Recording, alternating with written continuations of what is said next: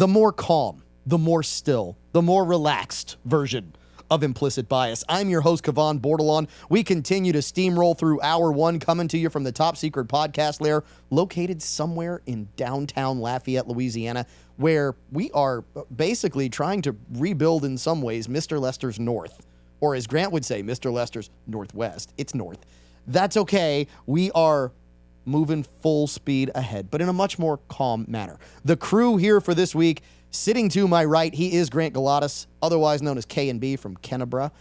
We also have at the bar Jonathan Broussard and Chris Castro. Jonathan Broussard of Industrial Fabrication and Chris Castro of Castro Law Firm. In the corner, he is better off dead. It's also his nickname. Walker Griffon, the Implicit Bias Pledge, and he's wearing the pledge pin. Go ahead. You want to say something? No. Good.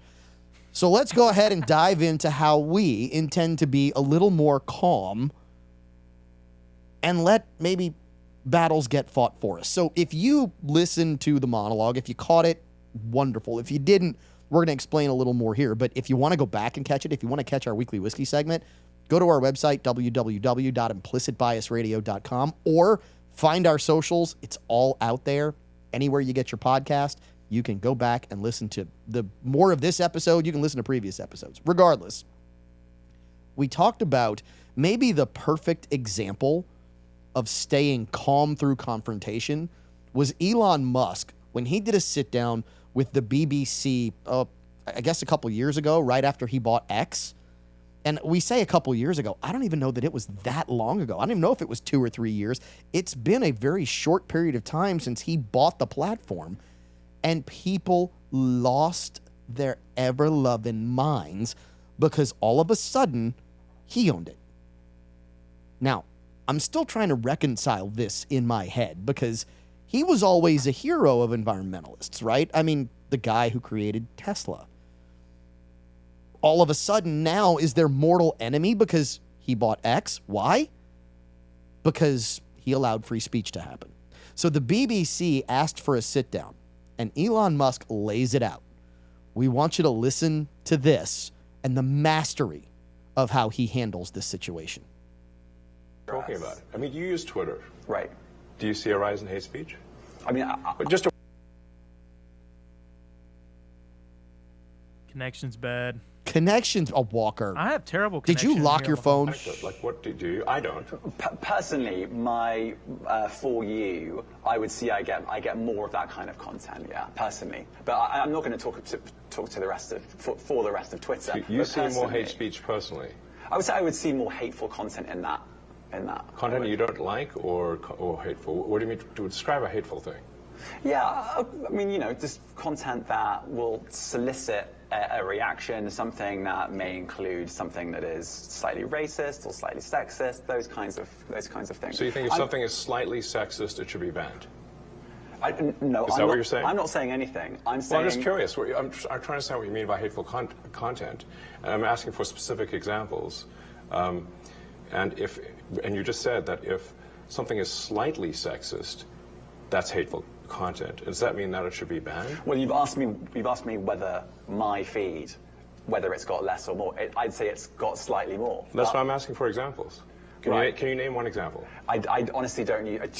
Honestly, I You don't. can't name a single example. I'll tell you why. Because I don't actually use that for you feed anymore. Because I just don't particularly like it. But you and said actually, a lot of people are quite similar. I only look at hang on a second. my You said you've seen more hateful content, but you can't name a single example, not even one.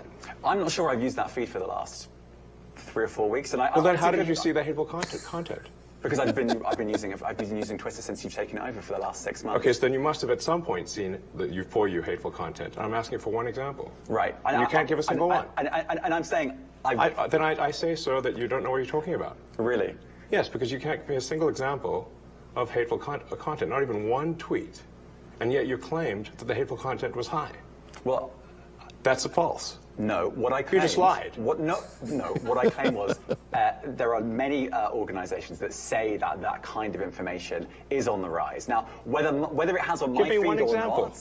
I mean, right, and literally you can look at something one. Like the Strategic Dialogue Institute in the UK. They will say that. So look, people will say all sorts of nonsense. I'm literally asking for a single example, and you can't name one. Right, and as I already said, I don't use that feed. But Well, then how would you know that? I don't think this is getting anywhere. You literally said you experienced more hateful content, and then couldn't name a single example. Right, and as I said, that's absurd. I haven't actually looked at that feed. Then how would you know this hateful content? Because I'm saying that's what I saw a few weeks ago. I can't give you an exact example. Let's move on. We only have a certain amount of time. I'll bet he wanted to move on. Oh my goodness!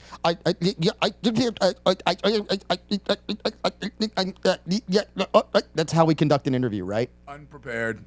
Unprepared. How about the fact that Elon actually busted him by remaining calm and just asking simple questions? Absolutely. Simple questions, which, if he was telling the truth, absolutely he should have been able to answer. All he asked him for, give me one example. Not only does he not give him one example, he then admits, oh, I haven't looked at it in 3 or 4 weeks. I haven't looked at it in a month, basically. At which point, the real truth comes out, which is, oh, so this whole thing is a lie. You made all of this up. No, I'm saying other people are saying. Hearsay. So, Chris, and I'm so glad we have you on for this conversation. When you say hearsay, what exactly do you mean by that? In a court of law, hearsay is not admissible, correct? Correct. So it's in a court of law, it's an out-of-court statement that is offered for the proof of the matter asserted. So in this instance, he is alleging that somebody had said to him, or he heard that there was more hate speech on Twitter. So that's clearly, but he couldn't cite an individual instance or time when the hate speech was alleged to have occurred. And that is where Mr. Musk, on cross-examination, crushed it. So what you have is you have someone claiming to be an eyewitness that then apparently says, well, okay, I wasn't the eyewitness. This other person was the eyewitness, and they told me. That's correct? Right. Okay. In other words, I heard from my brother's cousin, sister's nephew's uncle's brother's nephew's sister's brother that this guy did a thing. That's right. That's what we have? That's what they said on the corner. Yeah, that's what they said on the corner. And it was the calmness of Musk that brought that out. To me, that's what made it really beautiful. And I said it in the monologue. It's kind of obvious that he's on the spectrum somehow, and his maybe emotional. There is no emotion there when you see this. There is zero emotion from Elon Musk. If that's me, I know myself well enough, I'd be jumping up and down, liar, right? I mean, it'd be bad. He didn't play to your implicit bias. Correct. Which was absolutely fantastic. Great. You want to chime in on this one? It was almost painful to watch. Was it really? It really was. I want to go see the rest of the interview to see if they moved on from this point, because Elon, he didn't just make his point, he kept making it, and he stayed on it. And this poor guy, he was cornered. There was nothing he could do. Jonathan, your thoughts on this? I mean, we've all dealt with verbal conflict before, and it's maybe higher now more than ever. Your thoughts on just his ability to stay calm in that situation? He was excellent. He had this guy tripping over his lip more ways to Sunday. And my first impression is, wow, did this guy go to the speech academy of Biden? Well, here's maybe even the best part of all of this and where we are today. And it's one of the reasons why I brought this up, because, Grant, when you saw this, you said, man, this is kind of old. I said, yeah, it is, but there's a reason why we're bringing it up. Maybe this goes to that old saying that revenge is a dish best served cold. When Chris and I were having the conversation about hearsay and what hearsay is, it's, oh, I heard someone else say, and that's what they told me. Elon asked him, who's saying this? This guy couldn't name anybody that was saying it, could he? The only person he could come up with was himself, correct, Jonathan? This is not new to Elon. Didn't he have a similar debate with Don Lemon that Lemon could not pinpoint any instances? No, that is correct, but here's the bigger takeaway. Does anybody know who Media Matters is here in the Top Secret Podcast lair? I do not. Okay, Media Matters is an independent action committee, for lack of a better term. They bill themselves as a watchdog.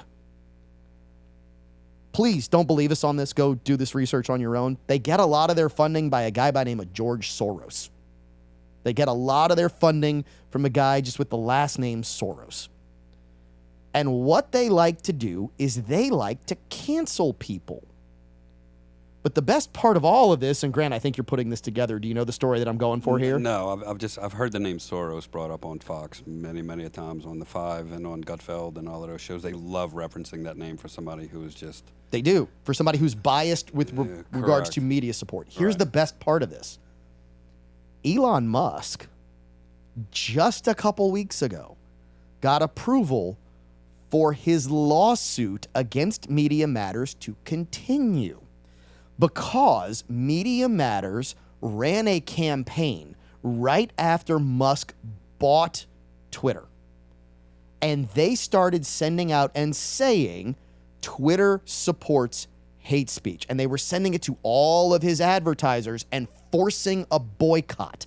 They were trying to get Twitter canceled by all their big advertisers. And they did get a bunch who stepped away. But the problem is, Media Matters found a way to manipulate the algorithm to make it appear as if certain things were showing up next to their ads. So they would type in certain keywords that they knew would get certain content, and they would type it in enough times until they got it popping up next to different content. So they were doing the same thing like 75,000 times and going, oh, it popped up once, and they would screenshot it and they would send that out. And Musk might just put them out of business because the lawsuit is in the hundreds of millions of dollars. Is it based on libel? Are they going after him, libelous suit? Yes, it is. It is libel, defamation. It is an extension of that. Not like your finger walker. I know it's the 1 minute finger, but I know which one you want to give me from the corner. We'll be back. More implicit bias. End of hour one, right after this.